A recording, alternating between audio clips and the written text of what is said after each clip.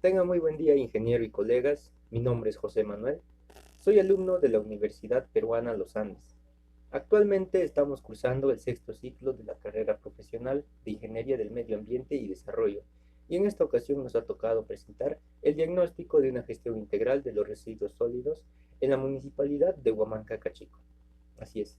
Pero antes de ingresar en materia, les voy a presentar el contenido del cual vamos a hablar el día de hoy. Este va a constar de una frase que busque sensibilizar a la población. Más adelante vamos a tener que analizar un artículo científico. El artículo que escogimos es de la sostenibilidad ambiental del relleno sanitario de Doña Juana. Este está ubicado en Bogotá, en Colombia, a través de la metodología ICA para la estimación de la huella hídrica. Conforme va pasando, vamos a tomar el otro punto, que es la normativa vigente. Aquí vamos a explicar un poco más acerca del decreto legislativo que aprueba la Ley de la Gestión Integral de los Residuos Sólidos. Y daremos algunas recomendaciones para el manejo de los residuos sólidos durante esta emergencia sanitaria, que en este caso en la actualidad es el COVID-19, y el estado de las emergencias nacionales a domicilio. En esta parte vamos a dar recomendaciones también para el manejo de los residuos sólidos en cada uno de los domicilios. Bien, continuando tenemos el cuarto punto, que es la segregación de los residuos sólidos. En esta parte, cada estudiante, es decir, como nosotros somos tres, vamos a poner nuestros resultados finales de las 14 semanas que hemos dado nuestras muestras de los residuos sólidos diarios. Y esto lo hará cada alumno en el debido tiempo. Bien, continuando tenemos el lugar de referencia del proyecto. En esta parte vamos a ubicar las características principales que vendrían a ser la ubicación del relleno sanitario de Huamanca, Cachico. Bien, en otro punto tenemos la ubicación óptima del relleno sanitario. Esto lo vamos a ubicar utilizando el software ArcGIS. Bien, llegamos al punto de los recicladores. En esta parte cada estudiante, conforme va a dar sus expectativas y las anécdotas que ha tenido durante las 14 semanas del recojo de las muestras de los residuos sólidos domiciliarios.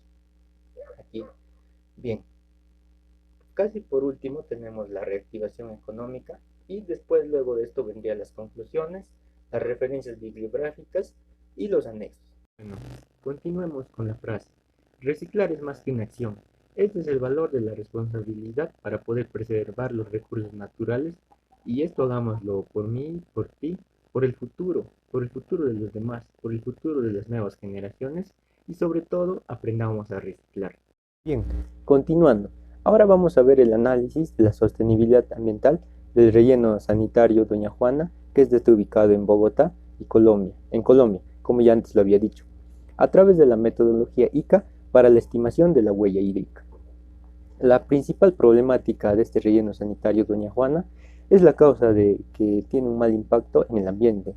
Esto incluye el vertimiento de lixiviados al tramo 2 de la cuenca del río Tunjuela para la ciudad de Bogotá. Así es, algunos municipales cercanos a este, del relleno sanitario Doña Juana, dicen que esta es la principal estrategia para la gestión del relleno sanitario.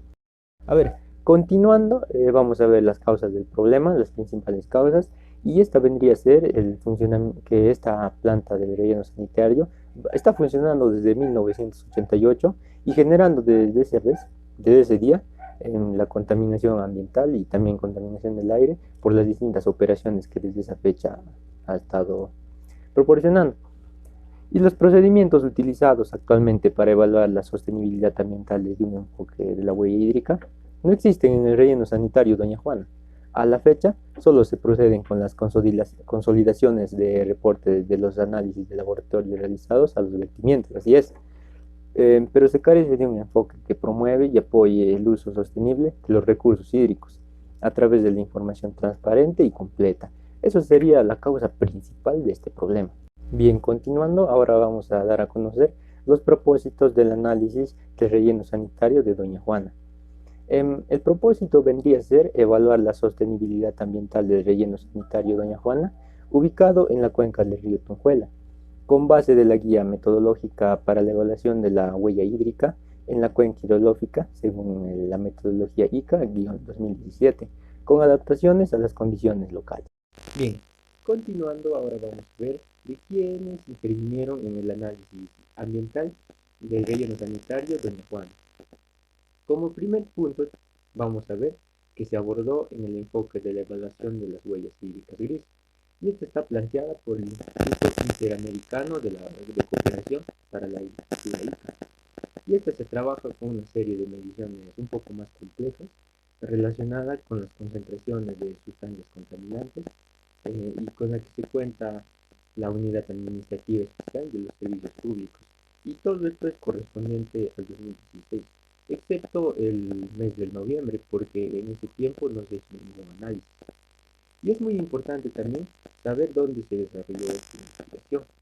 Bueno, esta investigación se desarrolló en el relleno sanitario, en, en el relleno sanitario de Doña Juana, y este está localizado al sur occidental de la ciudad de Bogotá, en la localidad de la ciudad Bolívar, y este se encuentra en Mochuelo Alto y Mochuelo Bajo, entre 2.715 a 2.800 metros sobre el nivel del mar, y cuenta con una cuenca media del río Consuela en el tramo 2.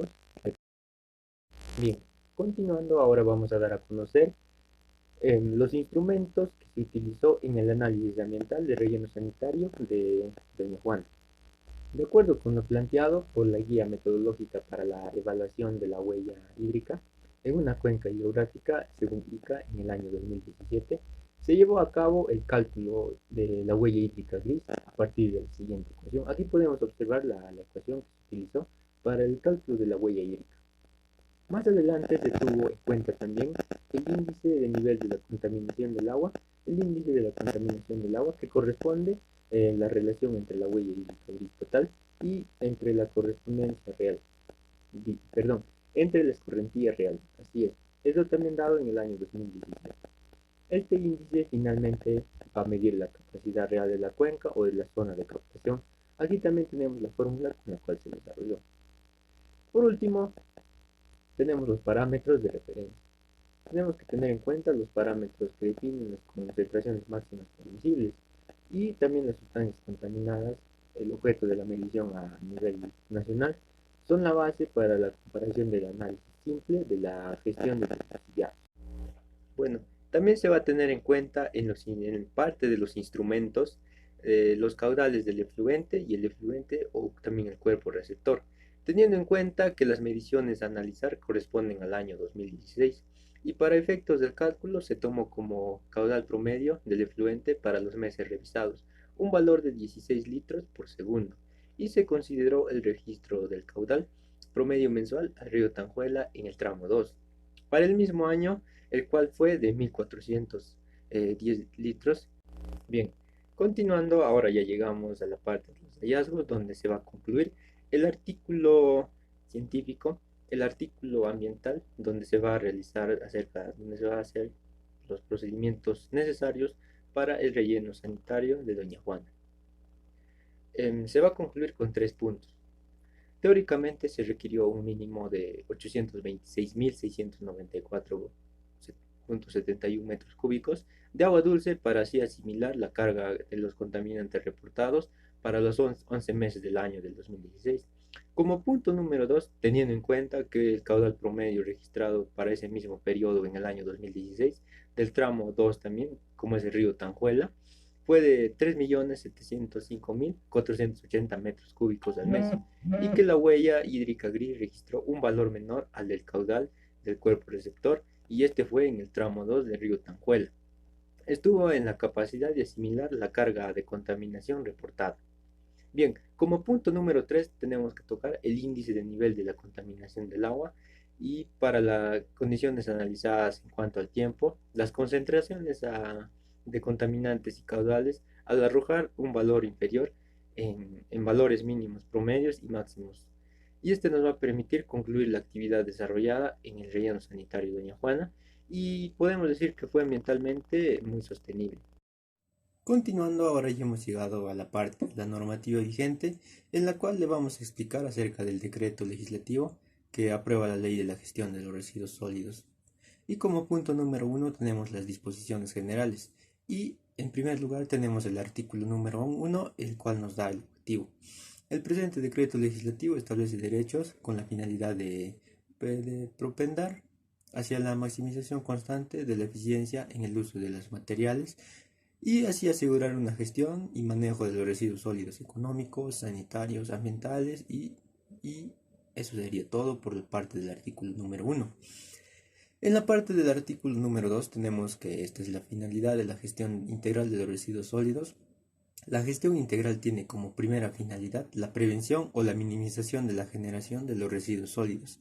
En segundo lugar, respecto de los residuos sólidos generados, se prefiere la recuperación y la priorización material y enérgica de los residuos, entre los cuales se cuenta como estos temas ya son muy conocidos, serían la reutilización, el reciclaje, el compostaje y así procesarlos entre otras alternativas, siempre que se garantice la protección, la protección en la salud de las personas y también en la parte del medio ambiente. Vamos a continuar con el artículo número 3 que dice que trata acerca de los servicios de la limpieza pública.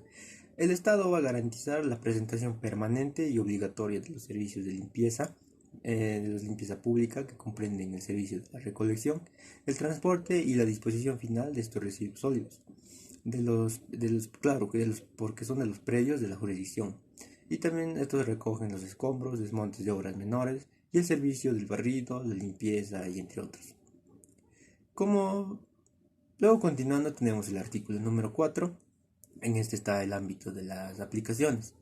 El presente decreto legislativo se aplica a la producción, a las actividades, procesos y operaciones de la gestión y manejo de los residuos sólidos, desde la generación hasta su disposición final, incluyendo todas las fuentes de generación y está enfatizada en las variaciones de los residuos. Por último tenemos el ingreso de tránsito del territorio nacional y la exportación de todo tipo de residuos, que estos se rigen por lo dispuesto dispuesto en el decreto legislativo. Bien, continuando ahora vamos a dar algunas recomendaciones para el buen manejo de los recursos sólidos en esta etapa del confinamiento del COVID-19. Vamos a empezar con el objetivo. Este va a establecer recomendaciones para el adecuado manejo de los recursos sólidos que se genera en los domicilios, centros de aislamiento, centros de abasto, bodegas, locales y también algunos locales comerciales. Todo esto será durante la emergencia sanitaria que es el COVID-19, con el fin de disminuir la propagación del coronavirus y minimizar también los riesgos de salud y ambientales. En primer lugar vamos a aprender de algunos sitios, por ejemplo, de centros comerciales, domicilios, qué residuos producen. Y bueno, vamos a comenzar ahora mismo. En los domicilios del área urbana y rural, aquí también van a producir residuos sólidos generados desde su domicilio de la población. En otro punto tenemos en los centros de aislamiento social, por ejemplo, hospedajes y otros. Es decir, que si en algún lugar te das positivo con el COVID-19, te vas a quedar en un hospedaje y de hecho que vas a generar residuos sólidos. Es decir, por eso, son todos los residuos sólidos de las personas que están cumpliendo su aislamiento obligatorio o temporal. Aquí vamos a encontrar pañuelos, toallas, papel higiénico, mascarillas, guantes, botellas, envoltorios y entre muchos otros. Y también se va a encontrar materiales de comunicación como son los papeles, periódicos, revistas y entre muchos otros. Como teniendo en cuenta otro punto es en los centros de abasto. Y aquí vamos a comprender los residuos sólidos generados en los puestos individuales de los comerciantes, como son los alimentos, las bebidas, donde venden sus emolientes y estos residuos. También tenemos en las bodegas. Y en este lugar también van a generar los residuos sólidos, mayormente locales, que vendan, por ejemplo, por mayor, están a la disposición de la población. Como otro punto tenemos en los locales comerciales internos. Aquí van a tener los residuos sólidos en complejos comerciales, centros comerciales, galerías comerciales, almacenes o tiendas también de departamento y en supermercados también. Por último tenemos también los residuos sólidos generados en oficinas administrativas y redes públicas y privadas. En este lugar va a haber residuos sólidos en todo lugar o local donde se realice un trabajo profesional, es decir, que estas podrían ser gestión, administración y también en el ámbito jurídico. Bien, ahora ya llegamos a las recomendaciones para el manejo de los recursos sólidos en domicilio. A donde queríamos llevar era en esto. que por las graves circunstancias del efecto por este brote del COVID-19, en el manejo de la gestión de los residuos sólidos se van a considerar algunos puntos. Y debemos tenerlo mucho en cuenta si aprendemos también y para no contagiarnos con esta enfermedad que es el COVID-19. Continuando, tenemos el primer punto, que tenemos que reducir el volumen de nuestros residuos que entregamos a los servicios de limpieza pública. Otro punto, no se debe desechar ninguna disposición de los residuos voluminosos, por ejemplo, los aparatos eléctricos en desuso, residuos de construcción de obras menores, madera, colchones, en lugares no autorizados.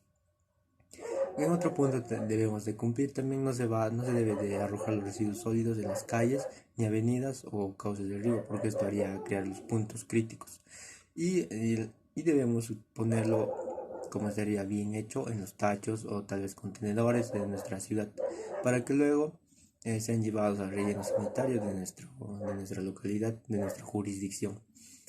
Como otro punto, la recolección, el transporte y la disposición final de los residuos debe cumplir con lo establecido en la Ley de Gestión Integral de los Residuos Sólidos y el debido reglamento.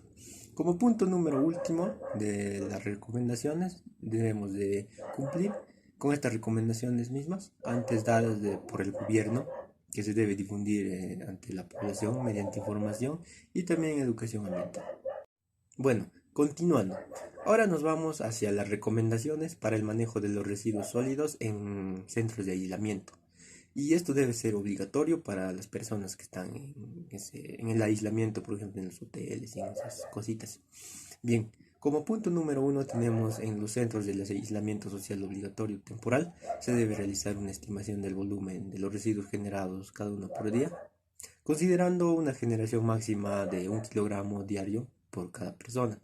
En otro punto, las habitaciones del centro del aislamiento temporal de las personas debe contar con tachos, de preferencia con tapa de abertura a pedal, para así evitar hacer el contacto con las manos y evitar el COVID-19. Y en su interior colocar una bolsa de polietileno para el almacenamiento diario de los residuos sólidos generados por los huéspedes. En otro punto tenemos que los huéspedes deben de sacar a la puerta de la habitación el tacho con la bolsa amarrada y eso sí con doble nudo para asegurar su cierre de manera hermética. En otro punto, las personas de limpieza del centro de aislamiento deben retirar la bolsa cerrada que contiene estos residuos sólidos en los tachos, ubicados en las puertas de las habitaciones para luego dejar en nueva bolsa en dicho tacho.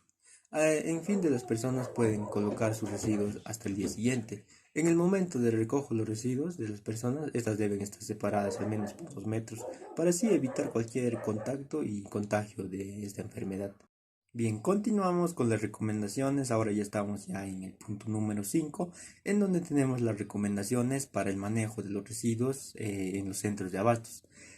Como punto número 1 tenemos que las personas que administran puestos individuales en un centro de abastos, durante la atención a sus clientes no deben entregar bolsas plásticas de un solo uso.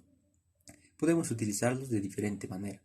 Como punto número 2, los puntos del centro de abastos deben colocar recipientes con capacidad de entre 20 y 50 litros con una tapa de vaivén y accionada también a pedal. Todo esto para generar el menor contacto con las manos para así evitar la contaminación y la posible y contraer el virus, ya que al tocar con nuestras manos podemos estar contagiándonos con el COVID-19 si nos tocamos la cara, los ojos, la nariz o también la boca. Es mejor evitar hacer esas cosas. Como punto número 3, las bolsas de polietileno que se encuentran llenas hasta las 3/4 partes de su capacidad deben ser amarradas con doble nudo de manera hermética y asegurarnos de que no presenten rasguños o orificios, y así para evitarnos ya muchas cosas.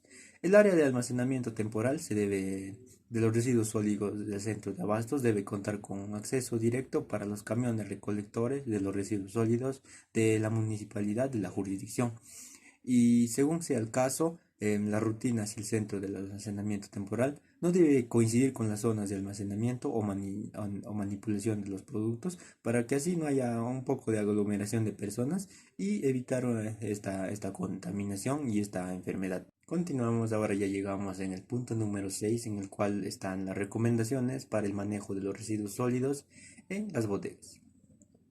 Los propietarios de las bodegas durante la atención a sus clientes no deben entregar plásticos de un solo uso que tengan una dimensión menor a 900 centímetros cuadrados y un espesor de 4 menor a 50 micras, cuya finalidad sea cargar o llevar de bienes.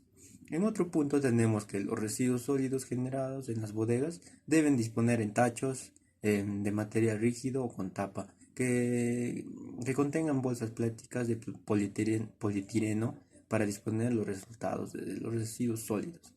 Y todo esto también con el fin de evitar el contagio. Bien, continuando, ya llegamos hacia el punto número 6, donde tenemos un poco más de recomendaciones para la limpieza y la desinfección en el manejo de los residuos sólidos. Tenemos como punto número 1 que las personas que realizan la manipulación en los residuos sólidos, generalmente en los domicilios, deben hacerlo utilizando guantes y también su mascarilla respectiva, mientras que las personas que utilizan la manipulación de los residuos generados en los centros de aislamiento social temporal o tal vez obligatorio, como son centros de abasto o entidades de comercio y oficinas administrativas, deben portar con las FPs completas. Con esto quiero decir que debe utilizar sus guantes, su gorra protectora, su doble mascarilla y también unas botas para así evitarle cualquier contacto con el ambiente y también con esta enfermedad. A ver, como segundo punto de las recomendaciones, vamos a ver que antes de retirarse la mascarilla o EPP se debe lavar bien las manos, al menos durante 20 segundos. En caso de usar guantes, luego de retirarlos se debe proceder con el lavado, igualmente de las manos, con el agua y con el jabón, igualmente por 20 segundos. Como punto número 3 nos dice que el tacho o recipiente en el que se disponga la bolsa con los residuos sólidos debe ser lavado con detergente y desinfectado diariamente con una solución de lejía diluido al 1% o según las instrucciones del desinfectante que estemos cogiendo, y deben ser señaladas por su etiqueta del producto. Continuando, ahora ya hemos llegado a la parte final de estas recomendaciones. Este es el punto número 8 que nos da las recomendaciones para la recolección y el transporte de los residuos sólidos. Las operaciones de la recolección y el transporte de los residuos sólidos deben cumplir con lo establecido en la Ley de la Gestión de los Residuos Sólidos y su respectivo reglamento. Tenemos como punto acá las acciones previas a la recolección y el transporte de los residuos sólidos. Las municipalidades que cuentan con instalaciones o espacios, es decir, en el lugar donde se guardan los vehículos de los que recogen los residuos sólidos, para el lavado de estos vehículos debe verificarse que se encuentren implementados, o sea, los camiones cisterna, las hidrolavadoras, las mochilas pulverizadoras, entre otros en los operativos y contar con los insumos de limpieza, es decir, el agua, detergente y entre otros, así para hacerlo de manera correcta. Además de incluir el proceso de la desinfección de las unidades vehiculares, la solución para limpiar estos vehículos debe ser la lejía, diluida el 1%. Esta labor se debe realizar con los EPPs necesarios, tales como son los guantes de Geve, las mascarillas, la doble mascarilla en este caso ahora, en los lentes, los protectores faciales, las botas de Geve de caña alta e indumentaria impermeable apropiada. A ver, también vamos a tener que las medidas durante la recolección y el transporte de los residuos sólidos. En este punto se debe verificar que los operarios y los conductores cuenten con las herramientas necesarias, ya los EPPs que los hemos mencionado, y también deben contar con los insumos de limpieza y desinfección de personal en cada unidad vehicular antes de iniciar las labores de la zona de la recolección, para así al final del día asear los instrumentos que han utilizado y también los vehículos utilizados y también a ellos mismos asearse para así evitar cualquier contacto y contagio con esta enfermedad que es el COVID-19. Continuando, ahora vamos a hablar acerca de un poco más de cómo ha sido la segregación en mi domicilio. Para esto he preparado un pequeño cuadro en donde les muestro mis debilidades y mis fortalezas durante estas 14 semanas. Una de mis primeras debilidades vendría a ser la organización de la recolecta de los residuos sólidos durante esas 14 semanas, que a veces se me juntaban las actividades domiciliarias con las actividades de la universidad, pero al final lo logré, aunque los hacía a altas horas de la noche.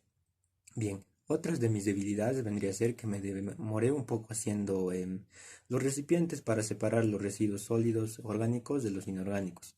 Incluso estas las obtuve a la segunda semana de los residuos sólidos. Bien, ahora vamos por las fortalezas. En esta parte, una de mis primeras fortalezas vendría a ser que toda mi familia me apoyó en esto de los residuos sólidos, en la separación de los residuos sólidos. Y otra de mis fortalezas vendría a ser que aprendimos a separar los residuos sólidos con toda mi familia también. Y por último, he empezado a hacer los fertilizantes naturales a base de huevos y de plátanos. Y esto lo estoy utilizando en el pequeño huerto que tiene mi abuelo y también en algunas plantas ornamentales que mi mamá tiene en el jardín. A ver, estas las estoy utilizando a base de cáscaras de huevo, ya que estas contienen un 98% de calcio y estas brindan los nutrientes suficientes para el crecimiento celular de las plantas. Y en el caso del plátano, estas las estoy hirviendo y luego las estoy separando, las estoy escurriendo y luego las paso a una jarra y con estas las vierto a algunas plantas que están recién pequeñitas para que sí se nutran de potasio, porque estas sirven para mucho para el crecimiento. Y eso serían todas mis fortalezas.